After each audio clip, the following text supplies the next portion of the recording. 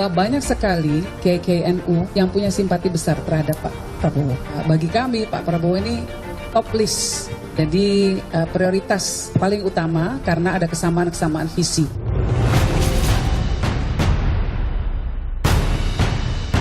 Kalau untuk memenangkan pertarungan Pilpres harus bersama kekuatan Nahdien.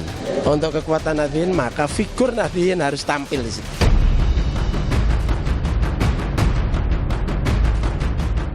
Tidak ada calon atas nama NU.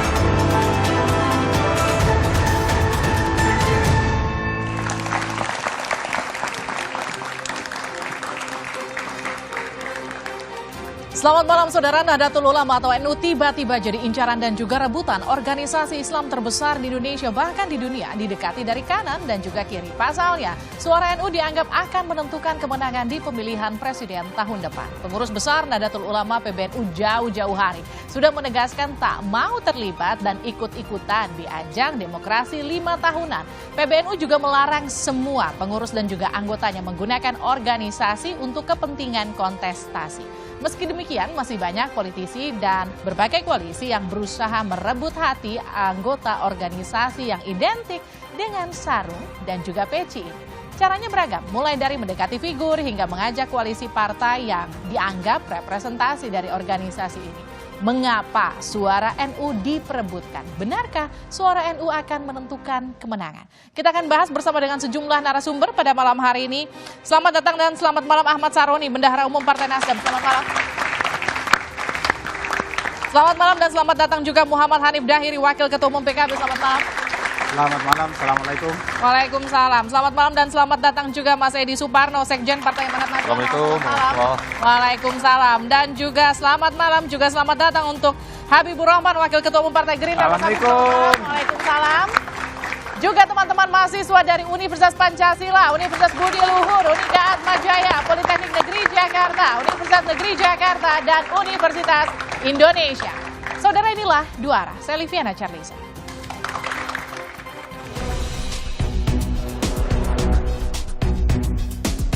Tarik-menarik suara warga NU di Pilpres 2024 mendatang jadi sorotan.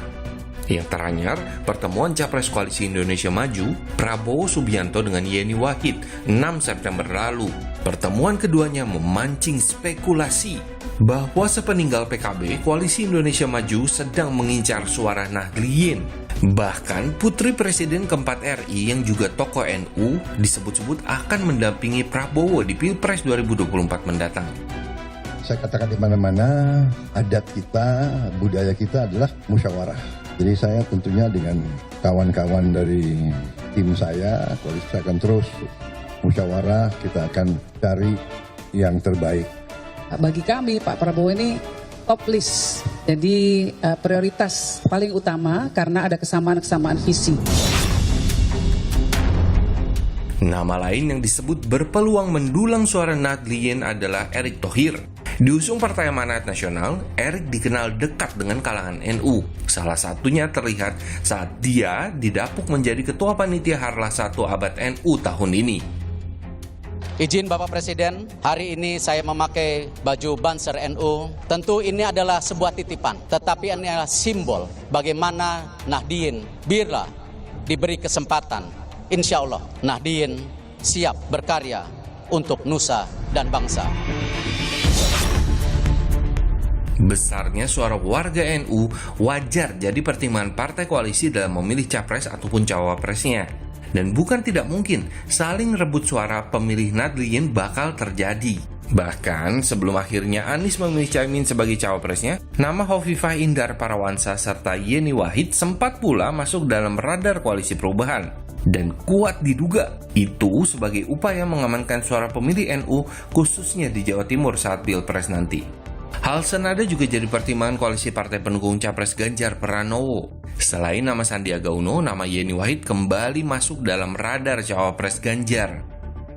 Tetapi kalau cawapres lain di kubu Prabowo itu dari unsur NU, lalu juga di kubu Ganjar juga dari unsur NU, maka ya suara grassroots di NU akan di Jawa Timur ya akan terpecah ke banyak capres. Oleh karena itu kita lihat nanti peta kekuatannya setelah capres lain berjodoh dengan cawapresnya. Kita tunggu episode berikutnya. Lalu, kemana suara warga NU di Pilpres mendatang akan berlabuh?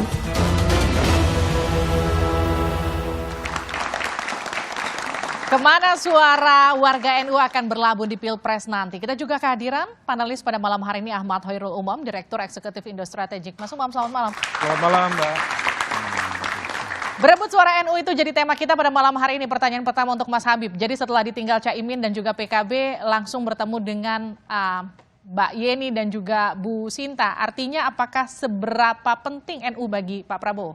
Ya, tentu kami menganggap NU sangat penting ya. NU adalah organisasi massa Islam yang sangat besar. Anggotanya juga banyak sekali, tokoh-tokohnya banyak sekali. Bahkan karena kami saking menganggap pentingnya NU ini, sebetulnya pertemuan Pak Prabowo dengan tokoh-tokoh NU ini sudah jauh hari direncanakan. Jadi misal dengan Mbak Yeni, ya ini sebetulnya kita sudah merencanakannya sejak masih Pak Muhaimin Iskandar masih dalam koalisi kita. Kenapa? Karena kami melihat ya Pak Prabowo itu melihat bahwa semua itu harus dipersatukan. Kalau misalnya ada asumsi seolah-olah ada NU-nya Pak Muhaimin, ada NU-nya Mbak Yeni. Mengapa tidak dirangkul semua? Itu yang ada di pemikirannya Pak Prabowo.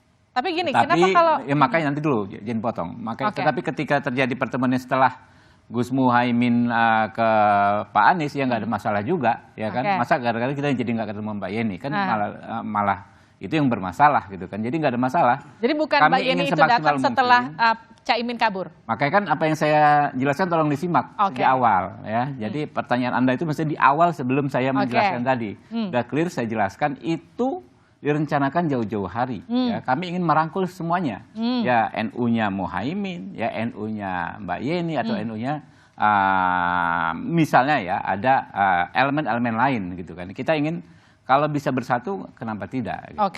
Sekarang gini, Mas Habib, yang kemudian jadi pertanyaan, kalau memang NU sepenting itu, kenapa nggak dari awal Caimin buru-buru dideklarasikan sebagai cawapres? Justru itu, ya, kami belum memutuskan cawapresnya. Dalam artian kami juga belum memutuskan Caimin atau Gus Muhaimin bukan cawapresnya Pak Prabowo. Jadi kami belum memutuskan, karena untuk memutuskan itu kami merasa perlu berbicara dan mengkaji secara mendalam dengan para ketua umum partai politik lainnya, dengan sahabat-sahabat lainnya, dan itu harus dengan perhitungan yang benar-benar matang. Semua hal diperhatikan. Temuan lembaga survei, ya, pendapat rekan-rekan yang mengkaji secara ilmiah, dari universitas, kita juga dengar. Kemudian masukan dari tokoh-tokoh masyarakat, tokoh agama, ya, termasuk juga masukan dari internal partai politik masing-masing. Semua menjadi pertimbangan. Saya ke Bang Syaroni dulu deh. Jadi gini, Nasdem kan juga sempat pendekatan ya dengan beberapa tokoh NU. Tapi kemudian kenapa yang dipilih Caimin sebagai cawapresnya Mas Anies? Alam semesta yang kasih. Jadi tiba-tiba ya kita ini kan berdaulat karena alam. Strategi manusia boleh. Tapi kan kalau akhirnya planning pada skenario di awal tidak sesuai, biasanya tiba-tiba tuh. Nah, terkait dengan NU, kita bukan melihat karena NU-nya, tapi karena memang sosok Caiminnya yang kita lihat. Nah, sosok inilah yang kebetulan Caimin punya rangkaian pengalaman yang cukup. Kalau tadi Habib bilang NU ini sangat besar, 50 juta loh NU. Tapi karena semua kalau memang akhirnya kader NU menjadi bagian di antar para capres, tinggal gagasan-gagasan para capres lah NU ini akan memilih siapa nantinya dalam kontestasi 2024. Saya ke Mas Hanif. Jadi setelah kemudian PKB bergabung bersama dengan Koalisi Perubahan, kemudian kan Gerindra bertemu dengan Mbak Yeni. Ini apakah Mas Hanif melihat ini upaya dari Gerindra untuk memecah suara NU yang hampir dipastikan bergeser ke Mas Anies nanti? Kalau buat saya dan buat teman-teman PKB, komunikasi politik yang dilakukan oleh berbagai pihak terhadap kader-kader NU, saya kira itu sesuatu yang positif karena memang secara faktual NU itu organisasi yang besar dengan jumlah umat yang besar, yang tentunya ini akan sangat mempengaruhi konfigurasi politik di 2024 nanti. Tapi kalau berbicara misalnya soal tema malam hari ini soal berebut NU-nya Mbak Livi, PKB secara khusus tidak dalam posisi itu. Kenapa tidak dalam posisi itu? Karena PKB adalah NU dan NU adalah PKB. PKB itu partai politik yang secara resmi didirikan oleh PBNU dan para kiai serta ulama-ulama NU. Nah, sehingga dia ini merupakan rumah politiknya warga NU. Meskipun Ketum PKB sudah mengatakan NU nggak akan ikut politik praktis. Siapa? Meskipun Ketum PBNU mengatakan NU tidak akan ikut politik praktis. Loh, kalau bicara soal NU kan kita nggak bicara strukturnya, tidak bicara PBNU-nya. Tapi semua orang kan tahu bahwa kalau PKB itu ya NU itu ya PKB gitu. Karena memang secara ini sejarah, fakta sejarah bahwa PKB memang didirikan oleh NU menjadi rumah politik dari seluruh warga NU. Jadi kalau kita bicara soal NU sebagai ceruk suara, ya, itu rumah kami gitu loh. Rumah kami, dan hari ini ketika misalnya kami bersama Partai Nasdem mengusung Mas Anies Baswedan dan Gus Muhaimin Iskandar, nah ini kan konteksnya bahwa kita ini menjaga nih, menjaga apa yang memang menjadi basis kami selama ini, kira-kira gitu. Jadi dalam konteks rebutan itu kalau buat PKB, PKB-nya nggak rebutan, kami mungkin lagi diserang mungkin ya. Lagi diserang? Nah, bukan maksudnya karena ini basisnya kan, ini kan basis PKB nih. Kalau bicara soal basis kan itu. Nah, makanya konteks kami ya justru cuma menjaga. Nah, itu yang pertama. Yang kedua, kalau bicara soal NU, ini kan ada dua pengertian. Satu, mengambil NU itu dalam pengertian untuk mendapatkan electoral gain, ya kan, biar dapat dukungannya, atau benar-benar mau berjuang untuk NU. Kalau mau benar-benar mau berjuang untuk NU, kami berani nyatakan Gus Imin PKB itu selalu berada di garda terdepan untuk perjuangan bagi kepentingan Nahdlatul Ulama secara keseluruhan gitu loh. Ini bukan klaim, ini bukan sekedar omongan, tapi ini fakta historis sejak PKB berdiri sampai hari ini. Kita mempromosikan undang-undang pesantren, karena orang NU di desa-desa kita dulu dorong kuat juga undang-undang desa dan lain sebagainya. Gitu. Saya ke Mas Umam dulu deh. Mas Umam, kalau tadi dikatakan NU adalah PKB, PKB adalah NU, Anda setuju nggak? Dari aspek historis, memang apa yang disampaikan oleh Mas Hanif tadi terkonfirmasi bahwa PKB memang lahir dari rahim NU. Tetapi dalam konteks sebaran basis pemilih loyal Nahdliyin, memang dari basis data mentah yang kita telaah, dan itu saya pikir terkonfirmasi di banyak lembaga survei, memang basis pemilih loyal LU itu terdiaspora, dia terfragmentasi ke dalam basis yang cukup beragam. Misalnya dari basis kepartaian.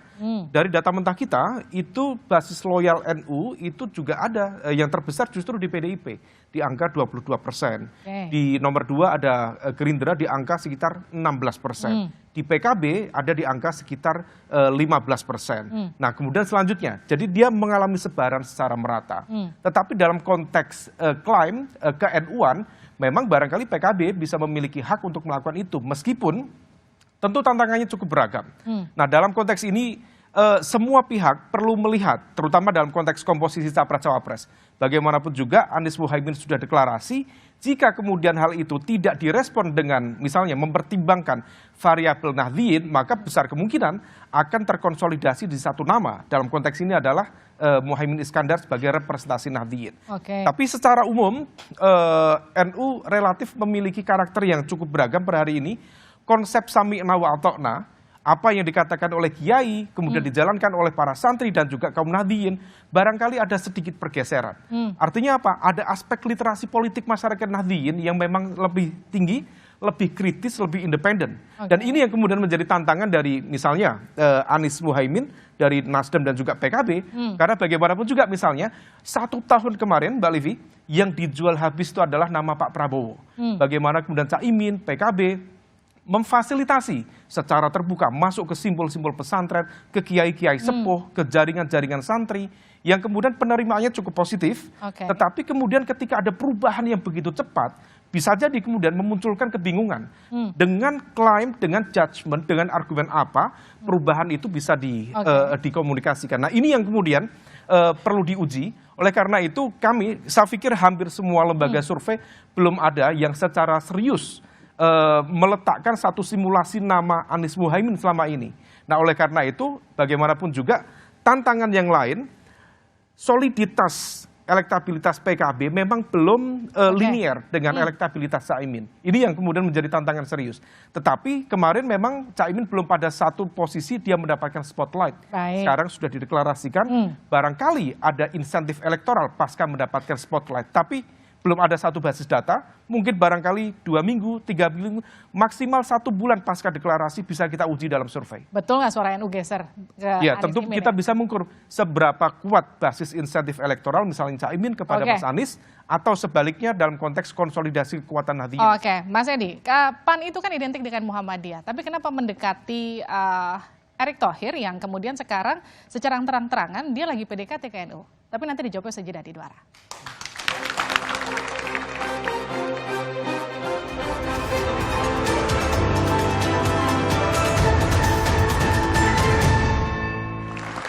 Anda kembali bersama kami di Dua Arah. Kita masih membahas mengenai berebut suara NU. Saya ke Mas Edi. Jadi kalau selama ini kan PAN dikenal basisnya suaranya Muhammadiyah. Tapi kenapa mendekati Erick Thohir yang lagi PDKT ke NU? Jadi hubungan PAN dengan Erick Thohir itu sudah berlangsung cukup lama. Bahkan jauh sebelum Pak Erick Thohir itu masuk ke politik. Sudah ada hubungan baik antara Pak Erick Thohir, keluarga Thohir dengan Pak Zulkifli Hasan. Karena memang dua-duanya berasal dari Lampung. Nah, ketika Pak Erick Thohir kemudian aktif di politik, ya kita semakin mendekat bersamaan dengan dekatnya Pak Erick Thohir dengan teman-teman dari NU. Mendapatkan mandat untuk melaksanakan kegiatan-kegiatan besar NU, Harlah 1 Abad NU diantaranya, kemudian juga dekat dengan Banser. Bagi kami, PAN tentunya itu sebuah berkah baru dalam artian bahwa kita yang selama ini notabene dikenal sebagai partai Muhammadiyah, anak kandungnya Muhammadiyah, tetapi bisa mempermudah perluasan basis kita ke suara-suara kantong-kantong NU, antara lain dengan adanya asosiasi antara PAN dengan Erick Thohir, tetapi juga usaha besar dari PAN untuk masuk ke dalam kantong-kantong NU, dan itu berhasil alhamdulillah sampai sekarang. Nggak takut menggerus suara Muhammadiyah, Mas Edi? Saya kira Muhammadiyah dalam hal ini kan sangat terbuka, ya sangat open-minded dan sangat rasional. Dalam artian bahwa ya PAN tidak bisa serta-merta hanya berada di dalam ceruk pasar tertentu saja, tetapi harus memperluas. Yang tadinya terkenal sebagai partai urban, sekarang masuk juga ke daerah rural. Yang tadinya terkesan sebagai partai kaum intelektual, tetapi sekarang juga ke semua kalangan masuk. Ya, kalau dilihat hari ini jingle PAN itu seluruh kalangan masyarakat itu masuk. Jadi kita sudah dalam kesempatan menjelang 2024 kita masuk ke semua kalangan termasuk NU, dan itu alhamdulillah bisa kita laksanakan. Bahkan kader-kader dan caleg-caleg PAN dari NU, anak-anak putra-putra kiai NU sekarang masuk sebagai caleg-caleg PAN di DPR RI. Oke. Saya ke Bang Sahroni. Bang, kalau misalnya Anda sekarang Nasdem sudah memilih Caimin sebagai wakilnya Anies Baswedan, seberapa yakin kemudian posisi Caimin ini bisa mensupport elektoral Anies dari sisi ceruk suara NU? Yakin menang. Seberapa yakin? Kenapa bisa yakin itu? Karena secara elektabilitas Caimin kurang mumpuni, bisa dikatakan seperti itu. Kita tidak lihat bahwa pada kapasitas Caimin dengan survei yang mungkin tidak sepadan dengan para cawapres lain. Tapi kita dalam konteks yang sekarang ini adalah bagaimana masyarakat dengan 10 tahunan berganti kekuasaan. Nah, pengennya lihat figur, bukan lihat survei.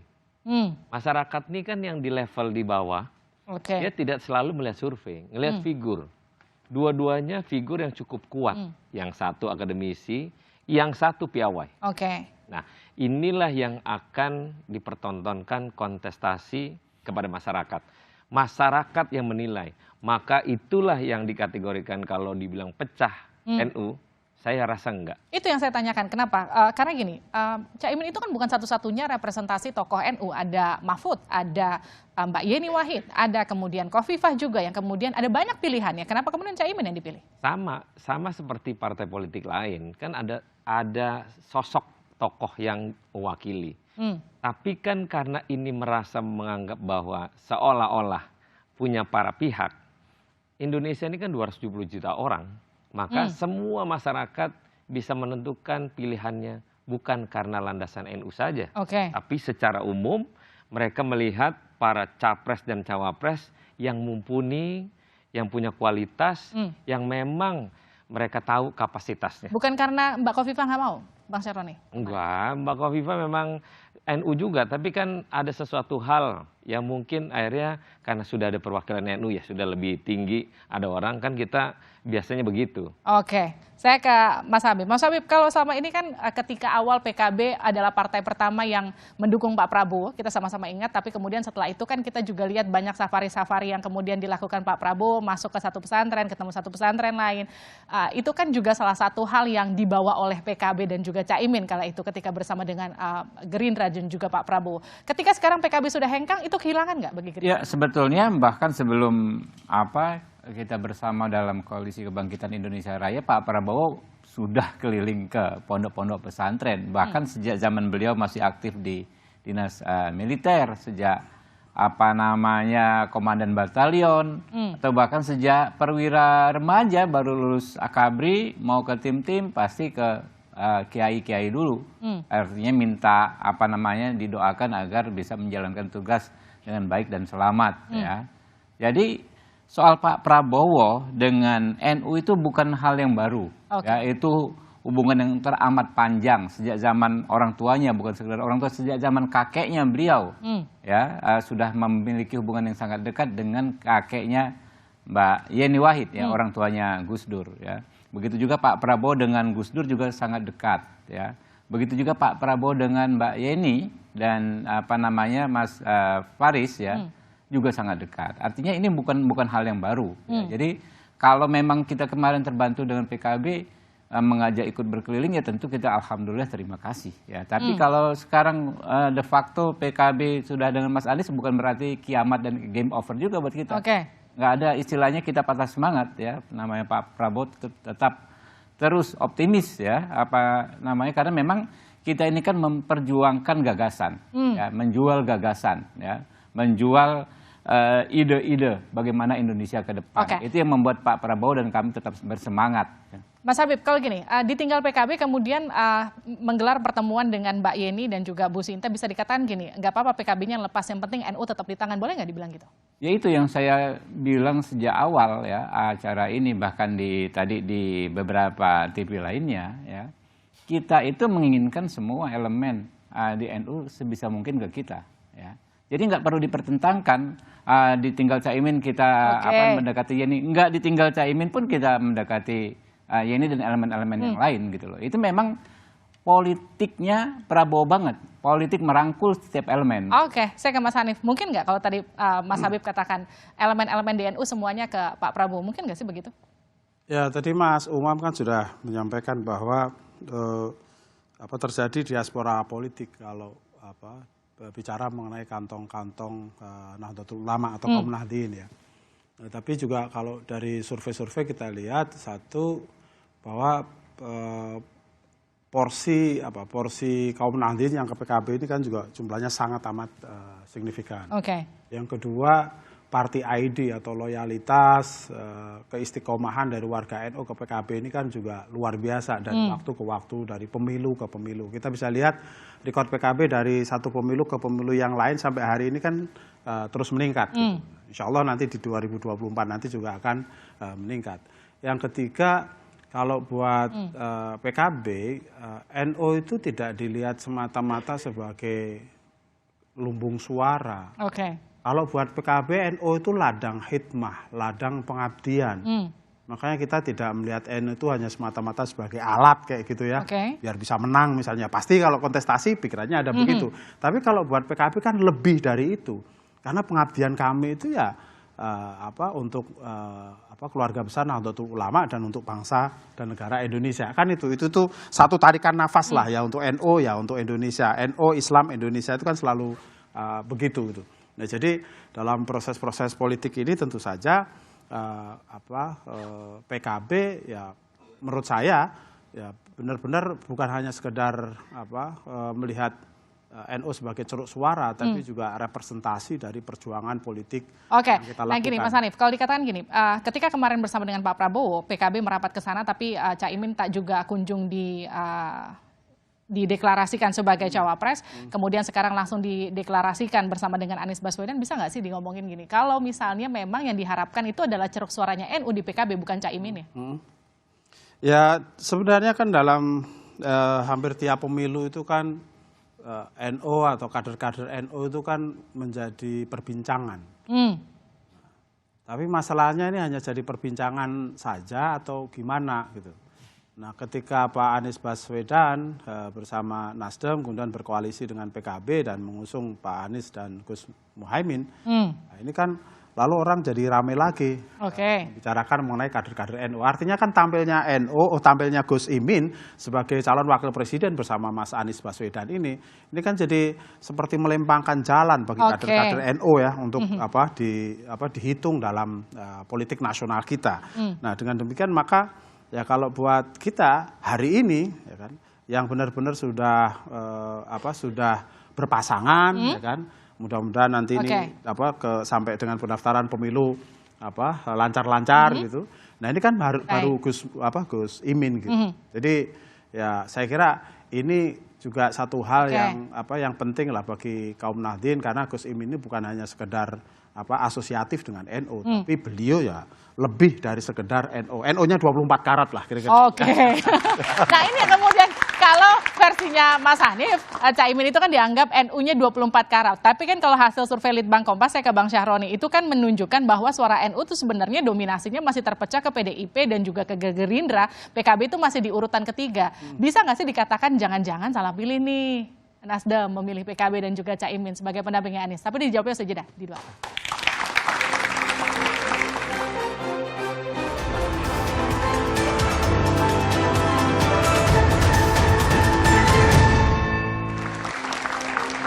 Kembali bersama kami di Dua Arah, masih membahas mengenai berebut suara NU. Sebelum tadi saya ke Bang Syahroni untuk menjawab pertanyaannya, saya putarkan dulu data basis pertanyaan saya tadi. Kita putarkan data hasil survei Litbang Kompas soal kecondongan para pemilih NU. Kita buka grafisnya. Ini dia di belakang saya. Jadi bakal capres pilihan responden NU ini survei Litbang Kompas terakhir di Agustus kemarin. Di sini kalau kita lihat masih Ganjar Pranowo, Prabowo Subianto berkejaran, sementara Anies Baswedan masih ada di posisi ketiga. Ini per Agustus sebelum deklarasi Caimin. Jadi pertanyaannya agak saya modif sedikit untuk Bang Syahroni. Jadi inikah yang kemudian jadi salah satu alasan kenapa kemudian butuh sekali NU untuk mendampingi Pak Anies? Yang pertama, intuisi politik seorang ketua umum Nasdem itu luar biasa. Itu pertama. Kedua, kenapa sifatnya mendadak dengan Caimin? Pertama, kita lihat rekodnya. Rekod sebagai ketua umum dan rekod juga di dalam roda pemerintahan.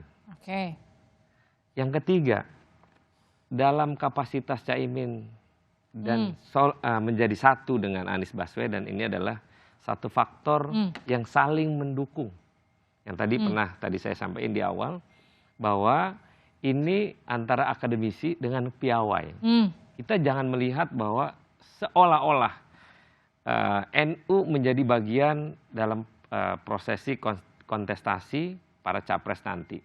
Tapi dengan track record yang dimiliki oleh Gus Muhaimin adalah faktor di mana akhirnya Ketua Umum Partai Nasdem memilih Caimin sebagai wakil presidennya Anies Baswedan. Baik, ini pertanyaan untuk Mas Habib. Jadi kalau tadi Bang Syahroni katakan track recordnya Caimin kemudian dari beberapa faktor Caimin dianggap paling cocok mendampingi Anies Baswedan. Ini nggak terlihat sama timnya Pak Prabowo ketika Caimin masih berada di koalisi Pak Prabowo? Ya, pertama kita perlu sampaikan bahwa kami belum memutuskan bahwa Gus Muhaimin tidak menjadi cawapresnya Pak Prabowo. Ya. Jadi belum tentu enggak. Belum ada keputusan siapa cawapresnya Pak Prabowo. Jadi secara kontrario kami juga belum memutuskan bahwa Caimin tidak menjadi cawapresnya Pak Prabowo. Semua kelebihan yang disampaikan Pak Ahmad Sahroni menurut saya benar, ya, dan itu menjadi pertimbangan bagi kami, gitu kan, ya. Tapi tentu keputusan itu kan harus dibicarakan oleh Pak Prabowo bersama sahabat-sahabat para ketua umum partai politik, ya. Waktu itu kan kami katakan juga bahwa masuknya Partai Amanat Nasional, masuknya Golkar tidak sedikit pun mengurangi hak Gus Muhaimin Iskandar untuk memutuskan siapa cawapresnya Pak Prabowo, menyetujui atau tidak menyetujui. Jadi tidak akan keluar nama cawapresnya Pak Prabowo tanpa persetujuan Gus Muhaimin. Jadi kami memang memposisikan Gus Muhaimin dan PKB semulia itu dengan berbagai bukan sekadar kelebihan Gus Muhaimin sebagaimana disampaikan Bang Ahmad Sahroni, tapi dalam konteks komitmen kami menjaga kebersamaan itu. Baik, Mas Hanif, belum tentu enggak kok. Kenapa buru-buru sama Mas Anies dan juga Nasdem untuk dideklarasikan dan pindah dari Pak Prabowo? Ibarat pacaran kan, kita ini udah pacaran 1 tahun 15 hari. Butuh kepastian ya? Iyalah, aku tanya kau, kalau misalnya udah pacaran selama itu lalu digantung tanpa tali gimana kan gitu. Nah sementara digantung pencawapresan ataupun pencapresan Gus Muhaimin itu menjadi mandat muktamar PKB yang juga sudah dikonsultasikan dengan kiai-kiai NU. Nah itu dari awal kan kita memang ya ibarat pasangan tuh kita ini udah mateng, udah dewasa, cantik pula gitu kan. Yang siap menikah. Makanya kemudian kita bergerak membangun komunikasi dengan berbagai pihak, ya kan, untuk mencari pasangan yang cocok dunia akhirat. Kira-kira kan gitu nih. Nah, tapi kan ternyata nemunya macam-macam tuh. Ada yang ketemunya cuman pengen berteman saja, ya kan. Ada juga yang misalnya maunya pacaran saja, gitu, dan lain sebagainya. Nah pada akhirnya ketika kemudian Tuhan memberikan jalan, kita bertemu dengan Nasdem yang mengusung Pak Anies Baswedan, ternyata kok sama-sama pengen nikah juga. Ya sudah, makanya kita sebut itu sebagai jalan Tuhan. Jadi capek digantungin ya Gerindra kira-kira Mas Habib. Iya, jadi kalau saya tambahin sedikit soal tadi yang juga dipertanyakan ke Mas Roni. Dan kalau dari secara politik ini juga saling melengkapi. Saling melengkapinya gini, misalnya Mas Anies Baswedan itu kan juga sering dianggap sebagai representasi dari Islam yang modernis, kemudian kota segala macam. Nah sementara Gus Imin dan PKB ini representasi dari yang di kampung, yang tradisional gitu. Satu. Yang kedua, kalau dari sisi electoral coverage gitu, kan Mas Anies itu kuat di Sumatera, kemudian di Kalimantan, Sulawesi beliau Indonesia Timur masih cukup kompetitif. Nah di mana? Di Banten, di DKI Jakarta, di Jawa Barat beliau banget kan gitu. Nah cuman lemah di Jawa Timur dan Jawa Tengah. Yang kebetulan Jawa Timur, Jawa Tengah ini adalah basis utama dari PKB. Jadi ini juga saling melengkapi. Nah di luar itu semua secara chemistry politik juga nyambung karena dua-duanya aktivis, sudah kenal lama juga, kira-kira gitu Mbak. Mas Habib. Insya Allah nih lancar dan menang lah Mbak. Insya Allah. Yang satu butuh kepastian kira-kira gitu, makanya kemudian hengkang tiba-tiba. Ya, jadi nggak ada yang perlu dipertentangkan antara yang saya sampaikan dengan apa yang Pak Hanif Dakiri sampaikan. Itu dua-duanya benar dan itu faktanya memang seperti itu. Apa boleh buat? Ya, istilahnya kan begitu kan. Kelamaan digantung sih. Kita berprinsip bahwa ini bukan soal gantung-menggantung, ini kan soal bagaimana mencari cawapres yang menurut kami harus pas, harus matang, harus mendalam. Dan Pak Muhaimin ada keharusan sesegera mungkin memutuskan kepastian menjadi cawapres. Dan itu ada dari kubunya Pak Anies Baswedan. Nggak ada yang salah di sini. Ini hal yang benar, kita juga menghormati teman-teman Gerindra, Mbak Livi. Jadi kita masih sangat baik. Mas Habib, kalau kita lihat tadi survei yang ini sekarang udah ketutup, tapi kalau tadi kita lihat surveinya itu kan kita lihat dari suara NU nasional memang Pak Prabowo dengan Pak Ganjar tuh masih balap-balapan. Tapi kalau suaranya NU untuk di Jawa Timur, Pak Prabowo itu masih kalah dengan PKB. Kita katakan gitu, misalnya di situ dari hasil surveinya. Ini kemudian bisa jadi satu titik yang kemudian merasa kehilangan PKB nggak? Jangankan satu partai besar, satu tokoh besar seperti PKB dan Gus Muhaimin, satu orang saja yang tadi misalnya mendukung Pak Prabowo, jadi tidak mendukung Pak Prabowo, kita kehilangan, gitu kan. Tapi kan kita nggak bisa berhenti sampai di situ. Nah, kita harus move on, harus melihat dan bergerak ke depan. Baik, Mas Edi, banyak tokoh-tokoh NU yang lebih representatif dibanding Erick Thohir. Kenapa kemudian PAN lebih mendekat ke Erick Thohir? Ya, kita lihat sekarang NU juga tidak serta-merta hanya mementingkan pemilih NU mencoblos partai NU, mencoblos siapa yang menjadi calon yang disampaikan nanti di dalam Pilpres yang harus berasal dari NU. Tidak seperti itu. Tetapi kita melihat bahwa sekarang ya semakin luas coverage-nya, semakin luas pemahamannya, pengetahuannya, tentu itu secara rasional bisa diterima. Apalagi kalau kita lihat Pak Erick Thohir ya sebagai pengusaha alhamdulillah sukses. Sebagai seseorang yang diberi mandat untuk menjalankan Asian Games, dana terbatas, waktu terbatas, alhamdulillah sukses. Sebagai Menteri BUMN menyumbangkan dividen terbesar dalam sejarah Indonesia pasca reformasi, itu sudah terbukti. Sekarang sebagai seseorang yang memegang kendali PSSI yang sempat dinamis beberapa tahun, itu sekarang alhamdulillah sudah cukup baik juga.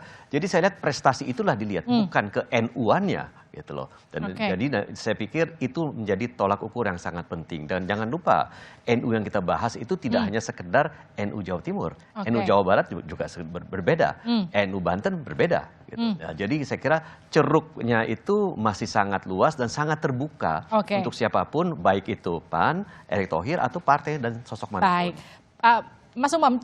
Partai di luar PKB masih optimis ceruk NU ini masih sangat luas dan juga terbuka untuk kemudian tersebar ke partai-partai politik tersebut. Seberapa besar memang potensinya? Jadi artinya nggak semuanya akan bulat, pasti akan milih Caimin dong? Besar kemungkinan memang tidak. Karena apa? Karena memang nature-nya seperti itu. Apalagi kalau misal kemudian kemarin kita cermati ada cukup clear, ada friksi barangkali terkait dengan konteks lama ya, antara misalnya PKB dengan PBNU, diakui atau tidak, itu akan berdampak pada bagaimana konstelasi pemilih di akar rumput. Tetapi bagaimanapun juga, ya apa yang terjadi ini menjadi sebuah pelajaran buat teman-teman ini. Jangan suka digantung lama, karena persiapan yang lama bisa dikalahkan dengan cinta satu malam itu. Wah. Karena tapi ya tadi ada situasi, tapi ada sebuah catatan cukup menarik ya. Bahwa situasi seperti ini kemudian membuka pelajaran. Bagaimanapun juga ada catatan dari cukup banyak pihak, dari Kiku Hamayotsu, dari Craig Philly, Craig Barton. Elemen kekuatan NU bisa kuat ketika kekuatan Islam kanan konservatif menguat. Maka kemudian dia akan terkonsolidasi menjadi satu. Tetapi jika kemudian tidak ada elemen kekuatan kanan konservatif menguat, biasanya akan cenderung terdiaspora. Nah, tapi di Pilpres 2024 kalau misal komposisinya begini, ini menciptakan banyak varian-varian baru.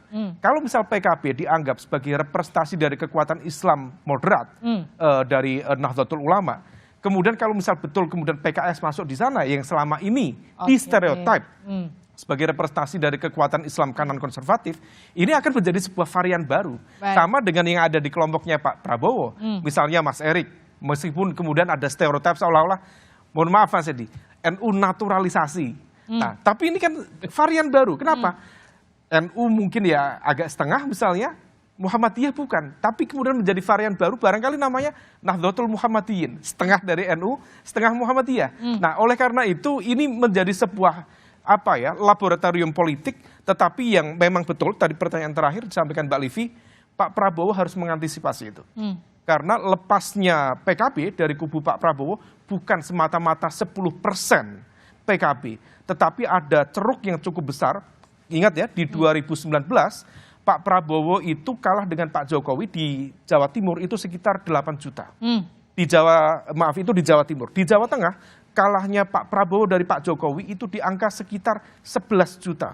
Gapnya cukup serius. Nah, salah satu kemudian waktu itu Pak Prabowo mendapatkan dukungan dari basis kekuatan Islam kanan konservatif, sekarang sudah melemah, kemudian harapannya di trade off oleh kekuatan Nahdlatul Ulama, sekarang PKB tidak di sana. Nah, ini yang kemudian harus ditambal betul. Maka kemarin pertemuan dengan Mbak Yeni itu bisa dianggap sebagai upaya untuk mengonsolidasikan sel-sel kekuatan NU yang lain yang barangkali memang di luar mainstream PKB, Caimin, walahi wasabi ajmain, dan teman-temannya yang lain.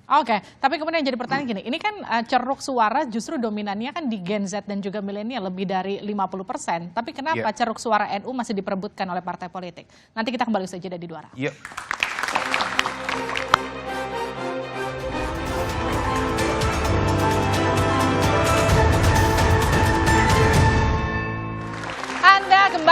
bersama kami di Dua Arah. Kita masih membahas mengenai berebut suara NU. Tadi saya ke Mas Umam. Mas Umam, jadi kan kalau kita lihat dari daftar pemilihnya KPU itu kan dominasi lebih dari 50% itu Gen Z dan juga Gen milenial. Tapi kenapa yang kemudian jadi pertanyaan suara NU masih begitu menggoda bagi partai politik?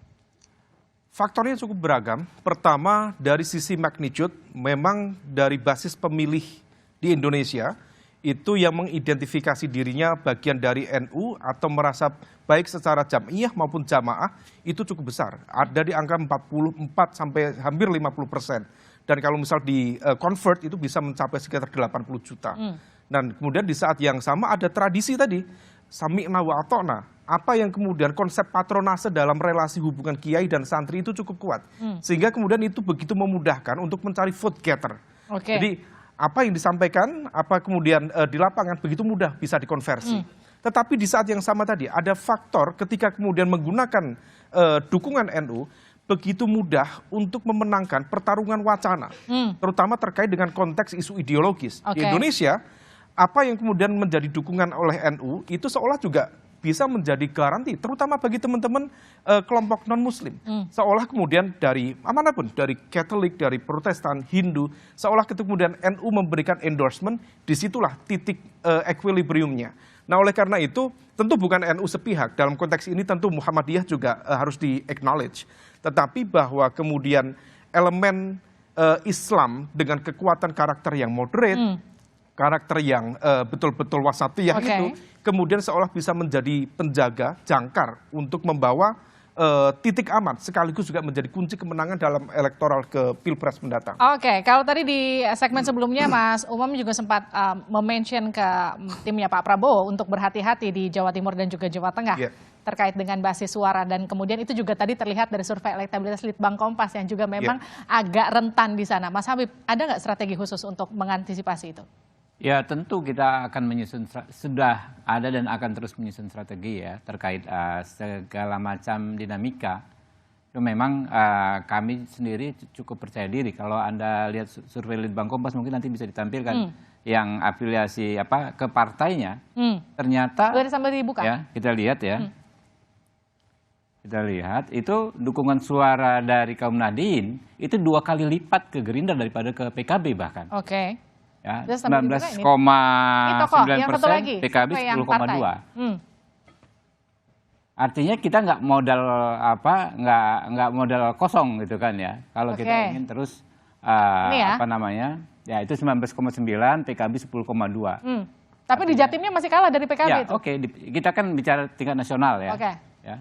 Jadi bagi kami ini angka ini penting, membuat kami percaya diri bahwa kami nggak mulai dari nol kalau kami terus ingin memenangkan hatinya warga Nahdlatul Ulama. Gitu kan. Jadi banyak sekali bukan hanya mengambil hati Nahdlatul Ulama ya, bukan hanya dengan menjadikan salah satu tokohnya menjadi cawapres.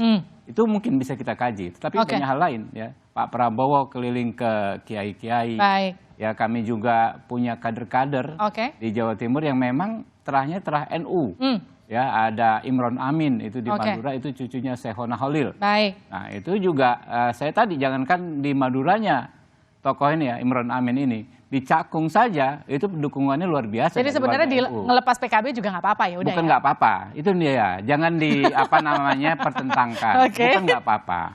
Satu orang saja tidak mendukung Pak Prabowo lagi itu akan menjadi bahan evaluasi bagi kami. Nah jadi tetapi kami harus merumuskan strategi ke depan. Itu yang akan dan terus kami lakukan. Saya ke Bang Saroni terakhir ini. Jadi gimana mengoptimalisasi suara NU yang sekarang Cak Imin sudah jadi cawapresnya Anies? Kita tidak mungkin membocorkan di sini.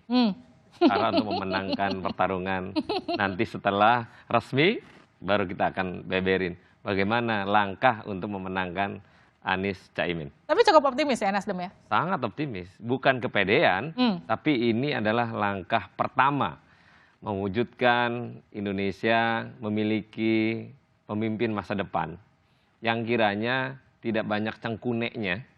Tiba-tiba muncul, tiba-tiba ada dan Allah mendukung dan mudah-mudahan ini jadi pertama kali untuk melakukan sesuatu kemenangan di kekuasaan yang akan datang. Oke, Mas Edi, kalau tadi Mas Umam sempat pakai istilah naturalisasi NU dan juga Muhammadiyah, katakanlah seperti itu, gimana PAN melihat dan merebut ceruk suaranya NU ke depan? Saya melihat begini, pertama saya sendiri anggota DPR RI dari dapil yang notabene 80% adalah pemilih NU. Dan saya terpilih. Jadi menurut saya ketika kita berbuat, ketika kita real melihat masyarakat, melihat bahwa kita berbuat untuk masyarakat, itu akan terjadi. Dan untuk tadi Mas Erick Thohir, saya analogikan begini, seorang anak angkat yang berbuat berbakti kepada orang tuanya, ya, dibandingkan dengan anak kandung yang kemudian tidak berbuat apa-apa, bahkan ya kemudian balik badan, kemudian tidak mempedulikan orang tuanya, saya kira apresiasi masyarakat tentu kepada anak angkat tersebut, karena secara real peduli dan secara real berbuat berbakti kepada orang tua. Baik, saya ke Mas Hanif terakhir. Jadi bagaimana membulatkan suara PKB untuk murni menarik menarik suaranya NU nanti di Pilpres? Satu, kalau terkait dengan soal suara, PKB itu kan day to day politicsnya itu bersama NU dan untuk NU. Itu setiap hari, tidak 5 tahunan kalau mau Pilpres begini. Ya, urusan hariannya Gus Imin, urusan hariannya teman-teman di PKB itu ya selalu pasti dengan keluarga besar NU, pesantren, ya kan, santri dan lain sebagainya. Yang kedua, di dalam kontestasi Pilpres 2024 nanti tentu saja kita optimis karena kalau bicara kunci pemenangan, ini kan Jawa Timur ini kan seperti Florida kalau di Amerika. Kunci kemenangan Pilpres, dan itu sudah terbukti kan, eksistensi PKB di dalam koalisi itu memang menentukan, ya? Sangat menentukan. Misalnya kemarin Pak Jokowi kan begitu juga, itu luar biasa kan kontribusi PKB. Kenapa? Ya karena kita ini juga punya infrastruktur yang sangat amat kuat, wabil khusus kalau kita bicara soal Jawa Timur dan Jawa Tengah. Jadi day to day politiknya jalan, infrastruktur politiknya jalan, terus kemudian kita kalau sama NU bukan sekedar asosiatif, tapi kita memang NU. Itulah kenapa terakhir ya, yang tadi saya kutip soal PKB dan NU itu sama, sebenarnya kan bukan kata-kata saya aja, tapi itu juga disampaikan Kiai Haji Said Agil Siraj, disampaikan oleh Kiai Haji Nurul Huda Jazuli dari Pondok Pesantren Ploso, itu Kiai Sepuh yang sangat berpengaruh. Jadi ya dalam konteks ini pastilah kita sangat optimis. Tepuk tangan untuk semua narasumber saya pada malam hari ini. Suara NU dianggap jadi penentu, karena itu banyak politisi dan elit politik yang berebut restu, tak hanya dari PBNU namun juga dari kiai dan tokoh-tokoh yang menjadi representasi NU. Namun sikap PBNU yang memutuskan untuk tidak terlibat dan ikut-ikutan dalam pemilu tahun depan harus dihormati dan diindahkan. Pasalnya, sebagai organisasi keagamaan, NU harus ada untuk semua, serta mengedepankan kepentingan bangsa dan negara. Untuk itu berjarak dengan semua kontestan menjadi sebuah keniscayaan. Saya Liviana Charlisa, tetap saksikan Kompas TV untuk mengupdate informasi terkini, terutama seputar pemilu, hanya di Kompas TV, independen terpercaya. Sampai jumpa.